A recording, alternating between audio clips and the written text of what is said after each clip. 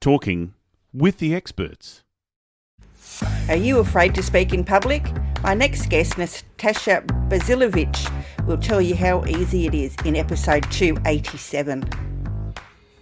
Well, I would say to you, don't memorize. You don't have to memorize it. I don't like to memorize speeches. I remember there were moments when I had to and I memorized it, but the best thing is to have an outline.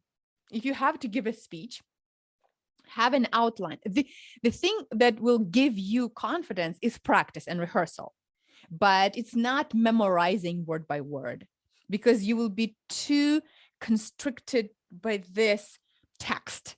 And then as soon as you move away and you change a word, suddenly you will feel paralyzed, and then the fear will kick in. Then you will start feeling like you're doing something wrong. It's because you just changed one word from that memorized text. But if you have an outline and you remember very well what you wanted to speak about on this first, on the introduction, so you'll talk about that. Then in your body, you will talk about this, you'll tell a story. And if it's your story, then you know it very well. You don't need to memorize it by heart. Then you will give whatever, so a couple points of teaching, and then you finish with the ending. Welcome to Talking with the Experts. This is where we discuss great ideas to take your business to the next level. How do we know these ideas work? Well, it's because we're talking with business owners who are using these ideas. Business owners who have years of experience and expertise. All things business by business owners for business owners. And now, here is your host, Rose Davidson. Hello and welcome to Talking with the Experts. I'm your host, Rose Davidson from rosedavidson.com. Talking with the Experts is about all things business by business owners for business owners, and you can find it on all good podcasting streaming platforms and on YouTube. Now, my guest today is going to be talking about public speaking, and it's something that I don't like to do. I don't know about you, but I get flustered, I get and ahed, and it's really, really horrible. And I don't like the sound of my own voice anyway. So I'm hoping that Natasha Bazilevych will help us to understand why we get so nervous, why we don't like public speaking as a general rule, and how we can overcome our fears. Welcome, Natasha. Thank you so much for joining me today. Thank you, Rose. It's really great to be here and talk about public speaking and maybe help people and you to fall in love with it. Let's see. So you are a speaker, you're a business trainer, and you're a public speaking coach, and you have trained hundreds of entrepreneurs and executives from more than 20 countries to give powerful presentations. What is the greatest fear that people face giving, public speaking? Yes, well, there are two groups of people who are afraid, who have anxiety and actually have the fear of public speaking. And then there is another group of my clients and people I work with, those who don't have any problem. They love to be in the spotlight. They actually enjoy speaking very much, but sometimes they talk for too long. They don't have a structure. They don't have a clear message. And that is what they need to work on. So people who have a fear of public speaking, usually I can't tell you just one reason or one specific fear why it occurs. A lot of times it would be a fear of rejection, a fear of failure, a fear of success. And you would have to really dig deeper and understand why people start having this. But a lot of times I would say the deepest thing would be the fear of rejection, because we could even dig into fear of failure. Why do we fear failure? Because we don't want to then be rejected after we fail. And people, don't want to do anything with us and don't want to invite us again. And we will feel like losers, like we don't belong. It just comes back to all this need for people to belong to a tribe or belong to a community, to a family. And that's why this fear of rejection is so painful to people. And a lot of times, if I say one more thing, why people have the fear of public speaking and have this anxiety is because they focus too much on themselves and not on the audience. And that's why they're so self-conscious about what do I say? How do I say it? What will people think about me? But as soon as we change this focus, switch and start thinking more about the audience and about the message, then that part changes. Yeah, it makes perfect sense. Why didn't I think of that? That's good. It's good that it makes sense. It's quite easy, I guess, to get self-absorbed when you're wanting to, give a talk to somebody, because you are thinking, what if they don't like me? What if I sound like an idiot? Am I saying all the right things? Are they paying attention? So it's very easy, yes, to self-focus rather than focus on your audience. How can we better, as speakers or non-speakers even, be better at focusing less on ourselves and more on our audience?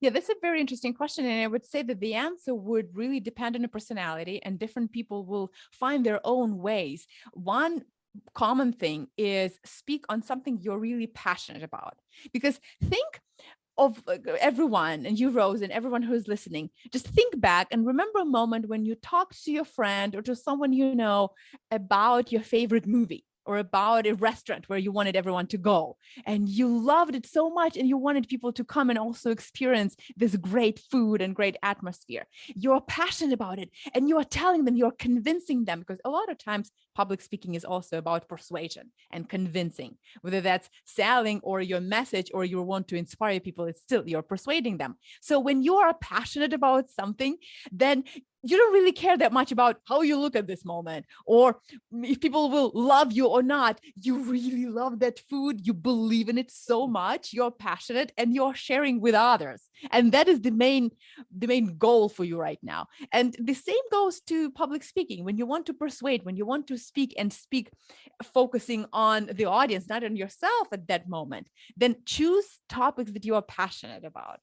And audiences, if you really care about those people, that kind of audience, then you will be passionate about sharing your message with them, speaking to them, and you will not put yourself first. But also, this is a switch in our mindset. And a lot of times, if we are just so used to focusing on ourselves, sometimes it takes time. I remember when several years ago, I got this idea. I heard it from one of my mentors, from several of my mentors, I should say.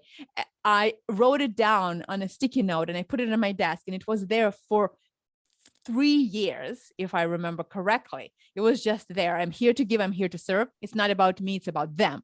So when we just get this, hammer it into our mind, it's not about me, it's about them. We're here to serve people, our clients, and as speakers, as entrepreneurs, we are giving to them, and that's what we should focus on. As soon as that is the main thing in our mind, then we will not focus too much on ourselves. But it's a normal human nature to do it. That's why we need to work on it. That's why we shouldn't just let it roll and flow naturally. We should really pay attention. If we do focus on ourselves too much, think about other people's opinions. If we worry about them and about it, we have this fear of failure, and of course, as a result, a fear of public speaking, then we should just start working on our mindset.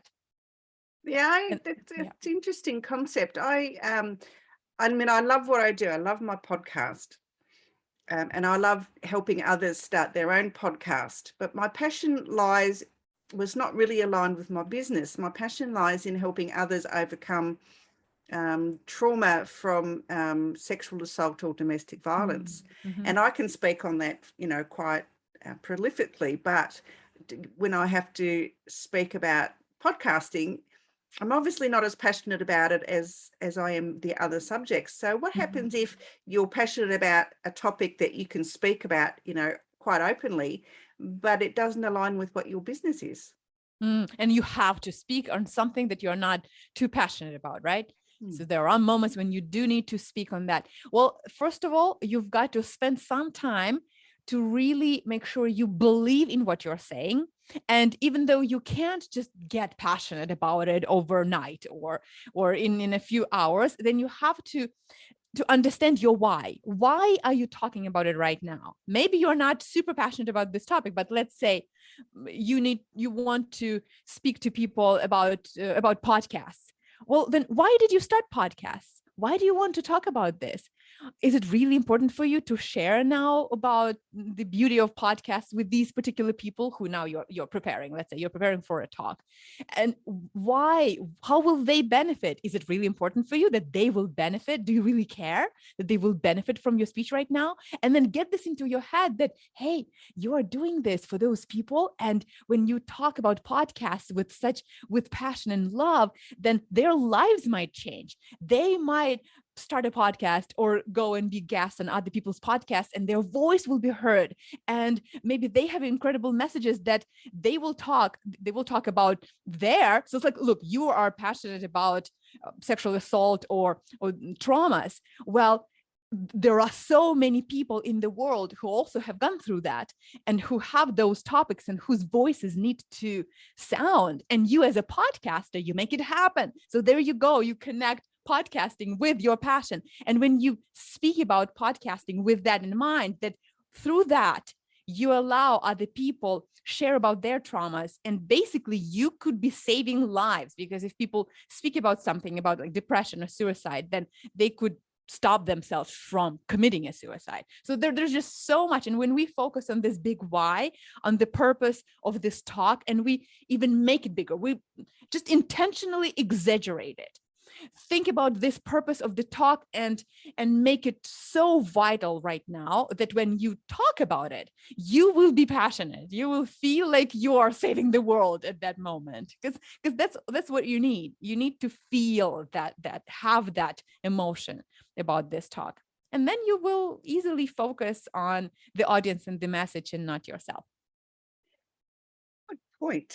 Absolutely good points. Yes, I had often thought about starting another podcast about trauma and sexual assault and domestic violence. I did do a live TV stream for a time. I ended up talking to myself for an hour rather than having people come on, because they didn't want to share their stories openly.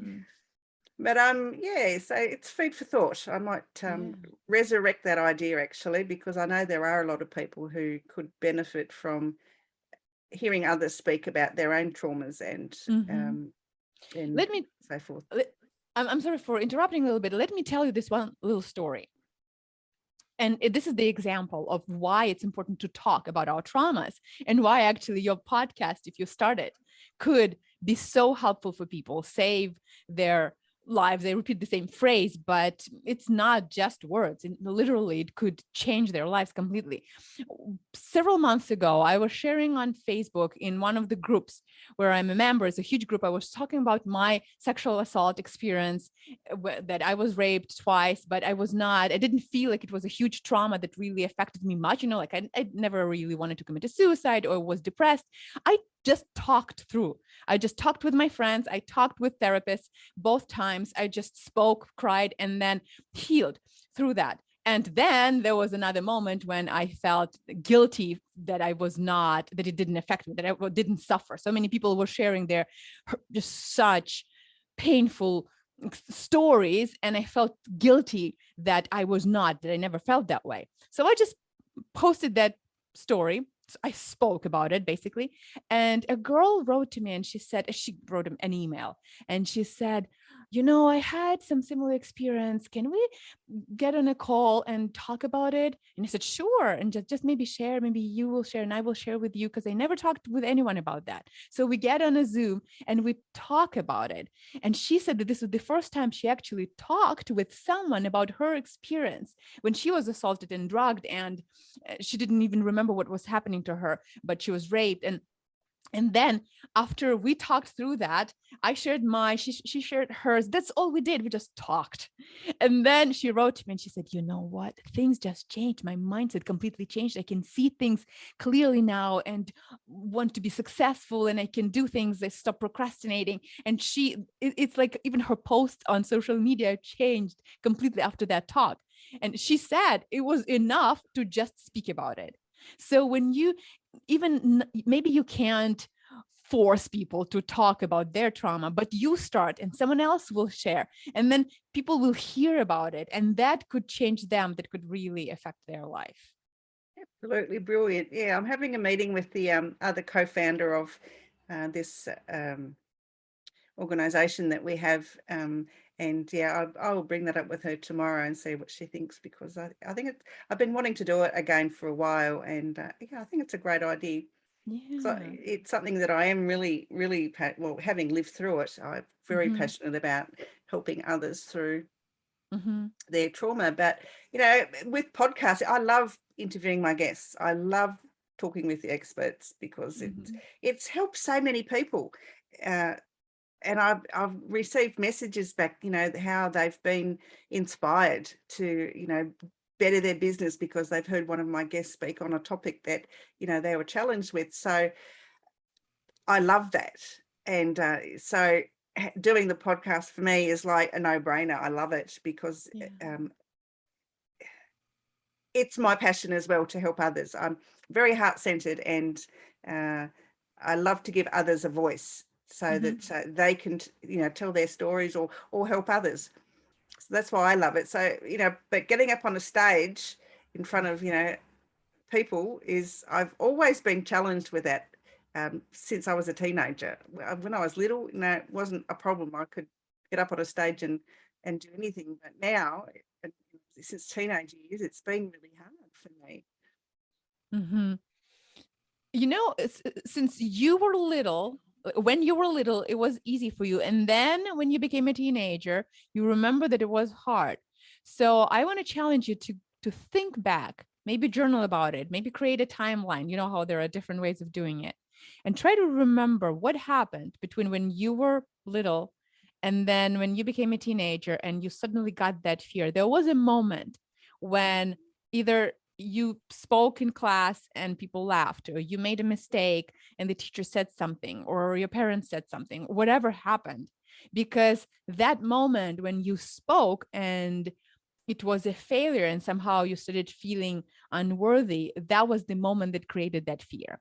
And it's Yeah, I really know important to exactly go when it back. Oh, was. you know, okay. Yeah, I'm pretty certain it was when I was in grade 7. I could never read very well because I used to stumble across the words because my brain moved quicker than my eyes. So I was like, my brain was, you know, half a sentence in front of me. And so by the time I got there, I was just stumbling. And I had to read to the little grade ones.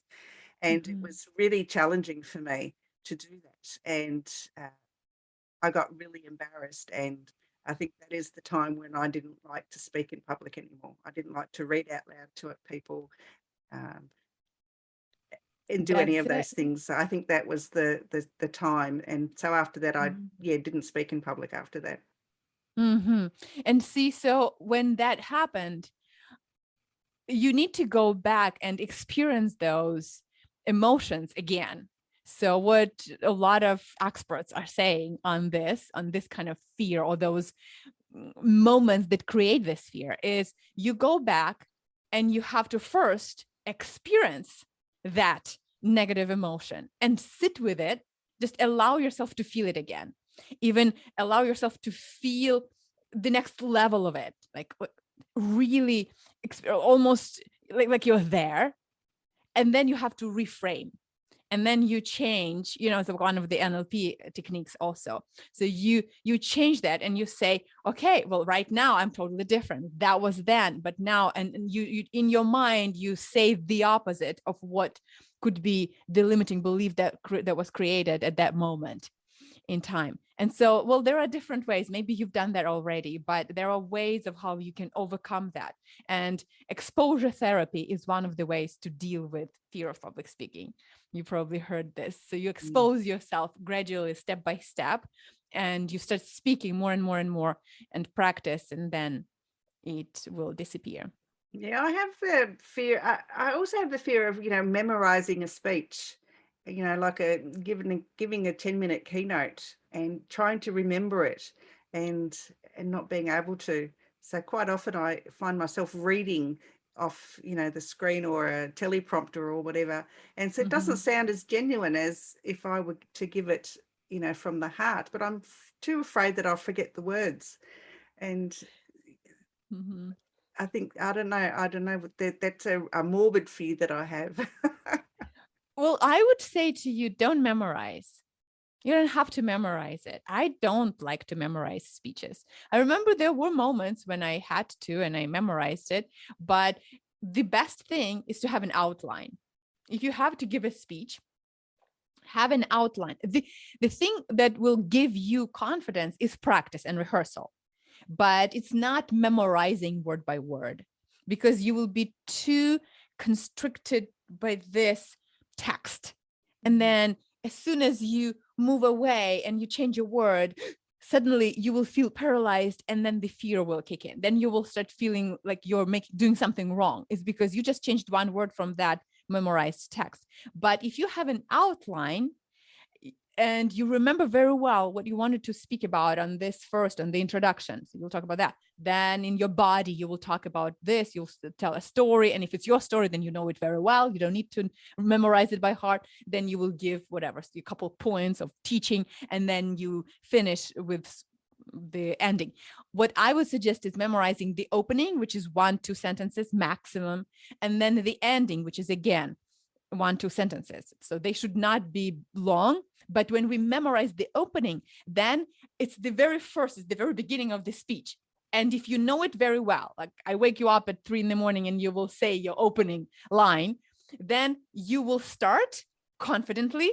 And because you know it so well, you will get into your speech and you'll get going. And so it will be this momentum for you. And then you'll go. And then the ending, you've got to know very well, and maybe also memorize it so you say it correctly, because that's strong. People will remember you by your ending.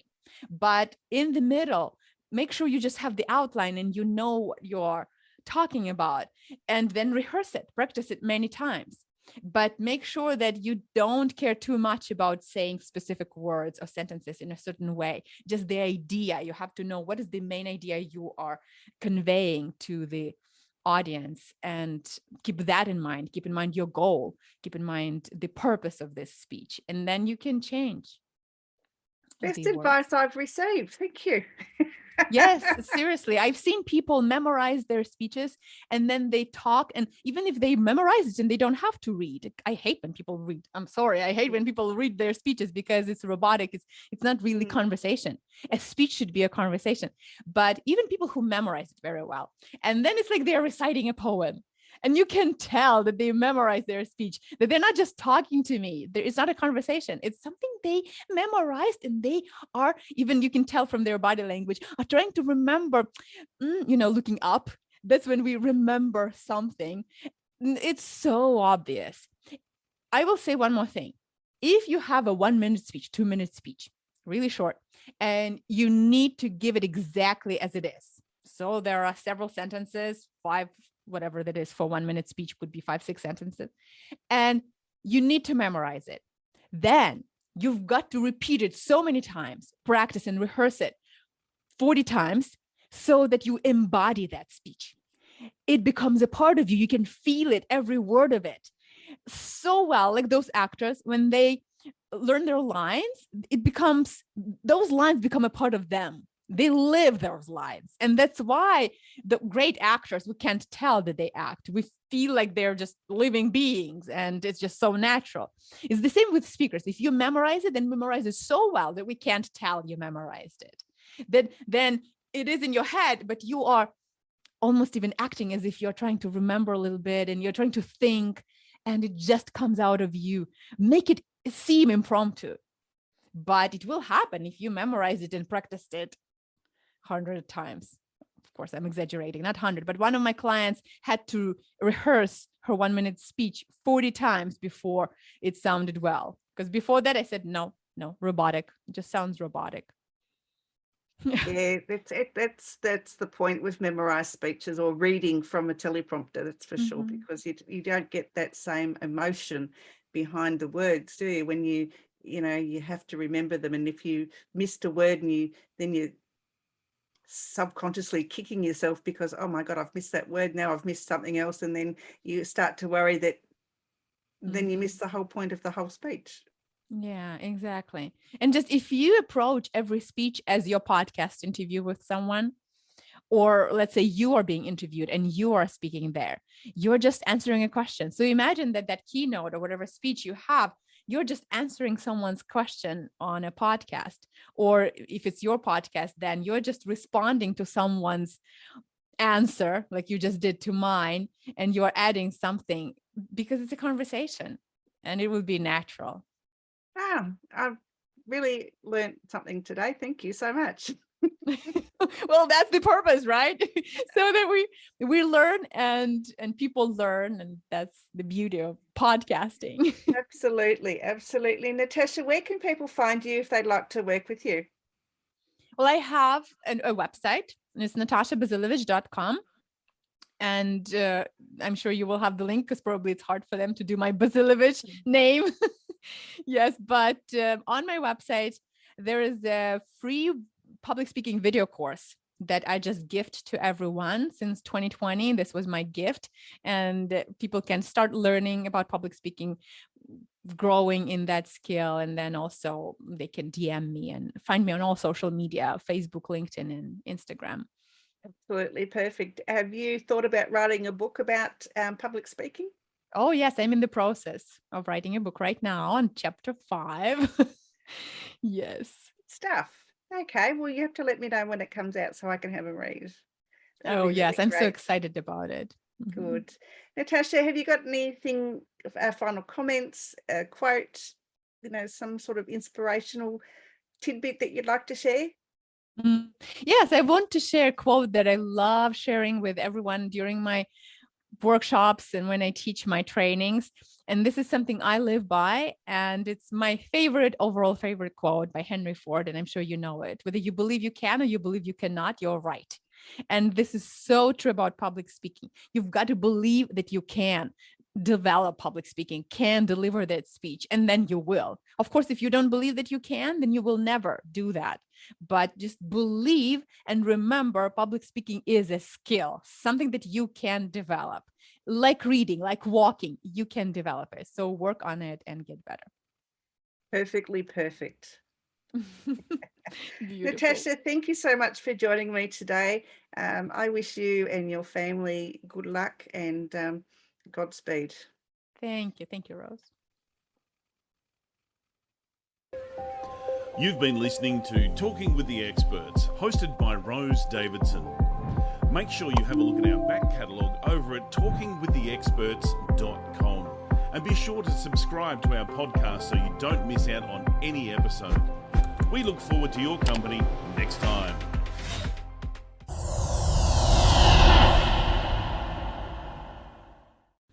Talking with the Experts.